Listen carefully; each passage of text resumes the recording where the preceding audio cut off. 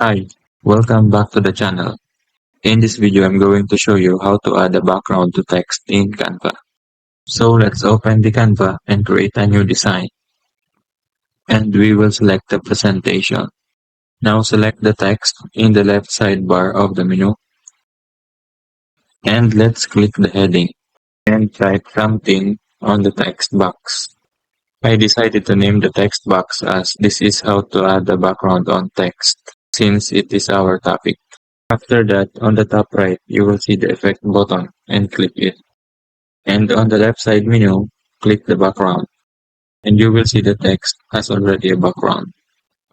Aside from that, you can also customize the roundness, spread, transparency, and also the color of the background. Aside from that, I can show you another method of adding a background on text. So let's just first remove the effect that I add. Now go to Elements and search for Shapes. Let's use the square shape and add it to the design. Now adjust and resize, change the color, and set it to black. And that is how you add a background on text. If you find this video helpful to you, please like and subscribe for more videos.